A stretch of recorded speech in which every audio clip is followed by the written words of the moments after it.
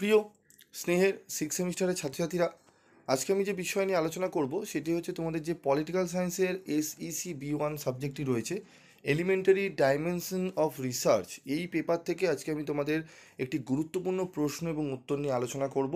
তোমরা অনেকেই রিকোয়েস্ট করেছো, স্যার আমাদের সিক্স সেমিস্টারে আপনি ভিডিও দিচ্ছেন না কেন, আমাদের ভিডিও দিন, সাজেশান দিন। তো আমি তোমাদের একটু ব্যক্তিগত কারণে আমি তোমাদের পেরে উঠছিলাম না দেওয়ার জন্য, ঠিক আছে? মানে এমনি অনলাইন যারা করছে তাদেরকে আমি দিচ্ছি, ইউটিউবে আমি একটু ভিডিও একটু কম দেওয়া হয়েছে। তো এবার তোমাদের যে বিষয়গুলো তোমরা বলেছো আমি এক এক করে সেগুলো রেডি করে তোমাদের দিতে থাকবো। তো চ্যানেলের সাথে যারা যুক্ত রয়েছো, তোমরা জানো প্রত্যেকবারই আমি তোমাদেরকে ফার্স্ট সেমিস্টার থেকে তোমাদের আমি পাশে রয়েছি, তোমরাও পাশে রয়েছো, আমরা একে অপরের পরিপূরক হিসাবে আমরা কাজ করছি। তো চলো আমরা প্রশ্ন এবং উত্তর নিয়ে আলোচনা করি। এবং তোমাদের এই সমস্ত পেপারের উত্তরের কোয়ালিটি বহু বইতে কিন্তু সেরকম নেই। অনেকে পড়তে পারছো না, স্যার প্রচুর পড়ো, কিছু বুঝতে পারছি না। তাদের জন্য বিশেষ করে আমি প্রচণ্ড পরিমাণে খেটেছি, ঠিক আছে? লাইব্রেরি থেকে বই সংগ্রহ করে আমি তোমাদের সেগুলোকে স্টাডি করে ভালো করে অ্যানালাইজ করে আমি তোমাদের জন্য উত্তর রেডি করেছি, ঠিক আছে? এবার এগুলো যখন আমি চ্যানেলে দিই না, এগুলো যখন কেউ কপি করে এবং করে যার কপি করছে তাকে নিয়েই আজে বাজে ভিডিও করে বা কথা বলে, তখন মনে হয় যে আর ভিডিও দেওয়ারই কোনো প্রয়োজন নেই, যেরকম আছে থাক। অনলাইন যে স্টুডেন্টরা অফলাইনে আসছে তাদেরকে নিয়ে পড়াশোনা করাই, ঠিক আছে? তো অফলাইনে 300+ অনেকে আমার কাছে কিন্তু পড়ছে, সেগুলো নিয়ে আমি অফলাইনে করাচ্ছি, অসুবিধার কিছু হচ্ছে না। তবু যারা অনলাইনে ছাত্রছাত্রীরা রয়েছে তারাও তো ভরসা করে রয়েছে, কারণ ফার্স্ট সেমিস্টার থেকে ফলো করছে। তার আগেও যারা গ্র্যাজুয়েশন করে দিয়েছে তারা ফলো করছে, এখনও গ্র্যাজুয়েশনের দু একটি হয়তো সাপ্লি আছে এমনও স্টুডেন্টরা, তারাও যোগাযোগ রাখছে এবং সাজেশান নিয়ে হেল্প পাচ্ছে। তো তোমাদের জন্যই ভিডিওগুলো করা, বাকি আমার কোনো অসুবিধা নেই, যায় আসে না ভিডিও করব বা দেওয়া বা না দেওয়ার মধ্যে। শুধু তোমরা একটু হেল্প পাবে, তোমাদের একটা ভালো গাইড পাবে এবং ভালোভাবে রেজাল্ট করতে পারবে, সেই জন্যই কিন্তু দেওয়া। তো তোমাদের একটু রিকোয়েস্ট করব, স্ক্যাম চ্যানেলের থেকে একটু দূরে থাকবে। এবং যারা এই সমস্ত অন্যদের নিয়ে সমালোচনা বেশি করে, প্রত্যেকটা দেখবে অন্যান্য জায়গায়, দেখবে কিছু কিছু জায়গায় রয়েছে অন্যদের দিয়ে সমালোচনা করছে, তার থেকে একটু দূরে থাকো। দেখবে অনেকটাই তোমরা পিসফুল থাকবে এবং পড়াশোনায় মনোযোগও দিতে পারবে। কোনো কন্ট্রোভার্সিতে যাওয়ার দরকার নেই, যে যেটা বলছে দেখো, শোনো, নিজের বুদ্ধি খাটিয়ে কাজ করো, ঠিক আছে? কারোর কথায় ম্যানিপুলেট হয়েও না, ঠিক আছে? তো দেখো, গবেষণার প্রধান নৈতিক সমস্যাগুলি বিষয়ে একটি টিকা লেখো। প্রথম পয়েন্টসে লিখবে, গবেষণার প্রধান নৈতিক সমস্যাগুলি হলো, গবেষণা একটি সৃজনশীল ও অনুসন্ধানমূলক প্রক্রিয়া যার মাধ্যমে নতুন জ্ঞান, তথ্য ও ব্যাখ্যা তৈরি হয়। তবে এই প্রক্রিয়ায় বিভিন্ন নৈতিক সমস্যা সম্মুখীন হতে হয়, যা গবেষণার গুণগত মান ও গ্রহণযোগ্যতা নির্ধারণে গুরুত্বপূর্ণ ভূমিকা রাখে। নিচে গবেষণার প্রধান নৈতিক সমস্যাগুলির বিস্তারিত আলোচনা করা হলো। প্রথম, সহমতের অভাব। গবেষণায় অংশগ্রহণকারীদের সম্মতি ছাড়া তাদের ওপর গবেষণা চালানো একটি গুরুতর নৈতিক সমস্যা। গবেষণাকারীকে অবশ্যই গবেষণার উদ্দেশ্য, সম্ভাব্য ঝুঁকি, সুবিধা ও গোপনীয়তা সম্পর্কে অংশগ্রহণকারীকে অবহিত করে তার সম্মতি নিতে হবে। সম্মতি না নিলে তা মানবাধিকার লঙ্ঘনের শামিল হতে পারে।